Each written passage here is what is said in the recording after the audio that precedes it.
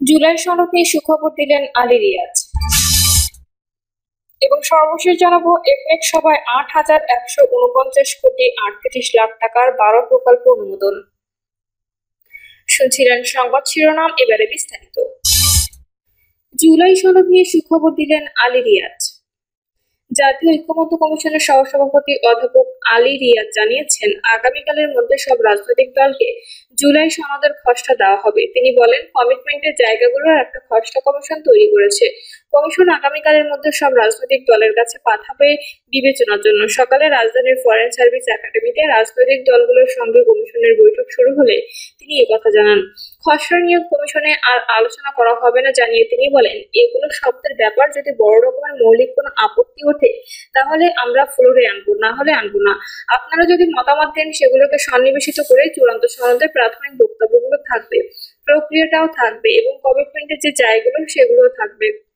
তবে আজকের আলোচনায় রাষ্ট্র পরিচালনার মূলনীতি, নাগরিকদের মৌলিক অধিকার সম্প্রসারণ সংক্রান্ত প্রস্তাব এবং পুলিশ কমিশন নিয়ে কথা হবে। এছাড়া অন্যান্য অমীমাংসিত বিষয়ে আলোচনা করা হবে বলে জানান আলী রিয়াজ। একনেক সভায় ৮,১৪৯ কোটি ৩৮ লাখ টাকার ১২ প্রকল্প অনুমোদন। জাতীয় অর্থনৈতিক পরিষদের নির্বাহী কমিটি রোববার ৮,১৪৯ কোটি ৩৮ লাখ টাকা ব্যয় সম্বলিত ১২টি প্রকল্প অনুমোদন করেছে। একনেকের চেয়ারপারসন প্রধান উপদেষ্টা ডক্টর মোহাম্মদ ইউনূসের সভাপতিত্বে পরিকল্পনা কমিশন চত্বরে NEC সম্মেলন কক্ষে অনুষ্ঠিত একনেক সভায় এই অনুমোদন দেওয়া হয়। অনুমোদিত ১২টি প্রকল্পের মধ্যে ৬টি নতুন, ৪টি সংশোধিত এবং ব্যয় বৃদ্ধি ব্যতী রেখে মেয়াদ বৃদ্ধির ২টি প্রকল্প রয়েছে। পরিকল্পনা উপদেষ্টা ডক্টর ওয়াহিদুদ্দিন মাহমুদ সভা শেষে সাংবাদিকদের ব্রিফ করেন। মাত্র ৩.৫ কোটি টাকায় এত বড় সমাবেশ করেছে জামায়াত, বলছেন আমির। রাজধানীর সোহরাওয়ার্দী উদ্যানে গত ১৯শে জুলাই ঐতিহাসিক সমাবেশের আয়োজন করেছিল জামায়াত ইসলামী। দলীয় ইতিহাস প্রথমবার এমন আয়োজন করে জামায়াত। সমাবেশকে কেন্দ্র করে কয়েক হাজার বাস ভাড়া নেওয়ার পাশাপাশি রিজার্ভ করা হয় লঞ্চ, ট্রেন সহ বহু যানবাহন। ব্যানার ফেস্টুনে সজ্জিত করা হয় পুরো ঢাকা। সমাবেশ ঘিরে চাউর হয়, এত বড় সমাবেশ ইতিপূর্বে শুধু সোহরাওয়ার্দী উদ্যানেই নয়, পুরো ঢাকায় কখনো কোনো দল আয়োজন করতে পারেনি। তাই সমাবেশে কত টাকা খরচ হয়েছে সেটা নিয়েও রাজনৈতিক মহলে বিস্তর আলোচনার খোরাক তৈরি হয়। অনেকেই প্রশ্ন তোলেন, এত বড় সমাবেশ করতে কত টাকা খরচ করেছিল জামায়াত। সামাজিক যোগাযোগ মাধ্যম অনেকেই আবার খরচের পরিমাণ ১০০ থেকে ২০০ কোটি ছাড়িয়েছে বলেও দাবি করেছেন।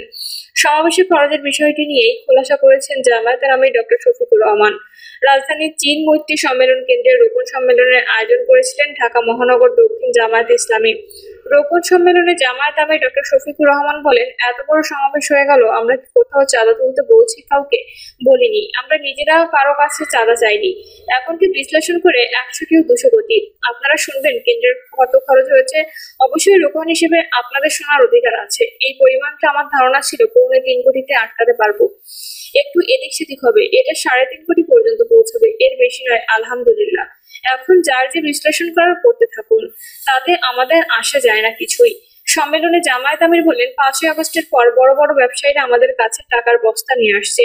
যারা এতদিন আমাদের নাম সাহায্য করতে পারতো না, সেই ওপেন প্লেসে গালিগালাজ করেছে, কেউ সরাসরি স্বৈরাচারকে সহযোগিতা করেছে, তারাও কেউ কেউ এসেছে। কিন্তু আমরা ওদিকে ফিরেও তাকাইনি ভাই।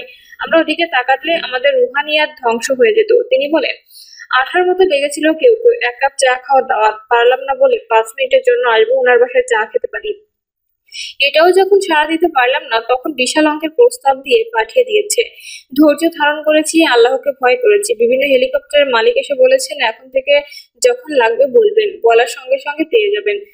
বলছি দেখবো। এরপর একই ব্যক্তি আমাকে বলছে যে, আমরা চাই আপনারা আগামী নির্বাচনে জয়ী হন, ইনশাল্লাহ বড় হাতেই দেব, শুধু বললেই পেয়ে যাবেন। তাতেও হ্যাঁ বলিনি, বলছি দেখবো।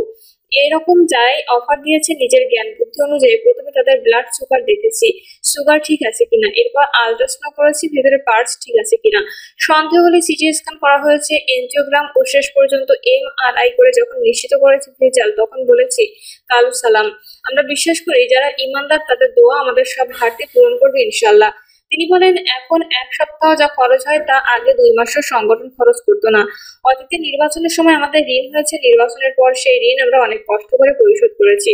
আলহামদুলিল্লাহ। এই যে মুমিনদের অন্তর আল্লাহ নরম, তরল, মায়াবী ও দরদি করে দিয়েছে। এখন কিন্তু কোনো ক্ষেত্রে আমাদের ঋণ নেই। এত বড় একটা সমাবেশ করার পরও আমরা কি কোথাও চাঁদা তুলতে বলেছি কাউকে? বলিনি।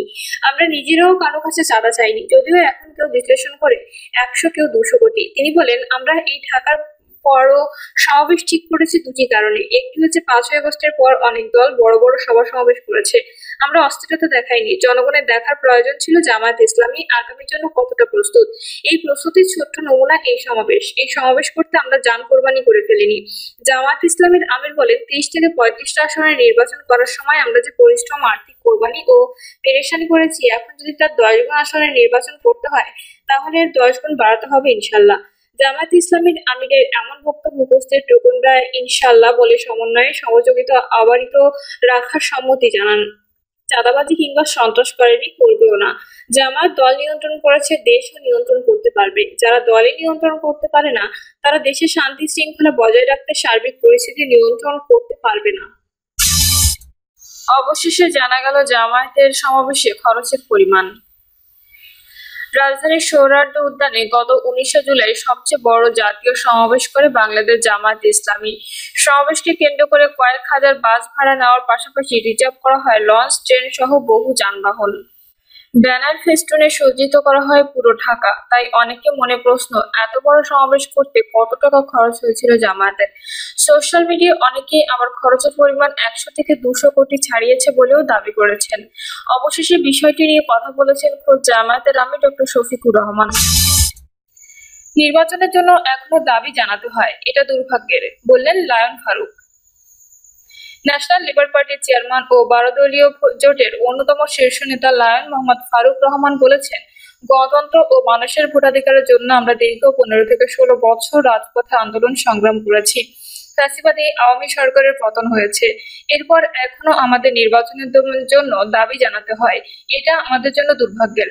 ফারুক রহমান বলেন, শেখ হাসিনা দোসররা বিভিন্ন সময়ে বিভিন্নভাবে উকিঝুঁকি মারে, তারা দেশকে অস্থিতিশীল করার পায়তারা করছে। দ্রুত নির্বাচন হলে দেশে বিদ্যমান সংকট থাকতো না।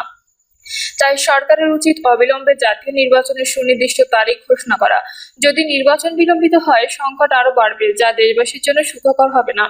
তিনি বলেন, আমরা আশা করি ডক্টর মোহাম্মদ ইউনূস জন আকাঙ্ক্ষা অনুযায়ী অবিলম্বে নির্বাচন দিয়ে তার সুনাম অক্ষুণ্ণ রাখবেন, জনগণের কাছে প্রশংসার দৃষ্টান্ত স্থাপন করবেন। ফারুক রহমান আরো বলেন, পুরো বাংলাদেশ আজ লাইফ সাপোর্টে, স্বাস্থ্য খাতের আজ করুণ পরিণতি, এজন্য দায়ী পতিত স্বৈরাচার শেখ হাসিনা। পিআর পদ্ধতিতে নির্বাচন হলে আর ফ্যাসিবাদ তৈরি হবে না, বলছেন চরমোনাই পীর। ইসলামী আন্দোলন বাংলাদেশের আমির ও চরমোনাই পীর মুফতি সৈয়দ মোহাম্মদ রেজাউল করিম বলেছেন, পিআর পদ্ধতিতে নির্বাচন হলে দেশে আর ফ্যাসিবাদ তৈরি হবে না, জবাবদিহিতামূলক সরকার কায়েম হবে, তাহলেই একটি সুন্দর দেশ গঠন হবে। মুফতি সৈয়দ মোহাম্মদ রেজাউল করিম বলেন, 15 বছরের পতিত ফ্যাসিবাদের বিষাক্ত ছোঁয়া এখনো দেশকে অনিরাপদ করে রেখেছে। স্বৈরাচার দেশকে অস্থিতিশীল করে সুযোগ নেওয়ার পায়তারা করছে। তাই রাজনৈতিক দলগুলোকে নিজ দলের ব্যাপারে সতর্ক থাকতে হবে। তিনি বলেন, 5ই আগস্টের পর দেশ গঠনের জন্য সংস্কার প্রয়োজন বলে ঐকমত্য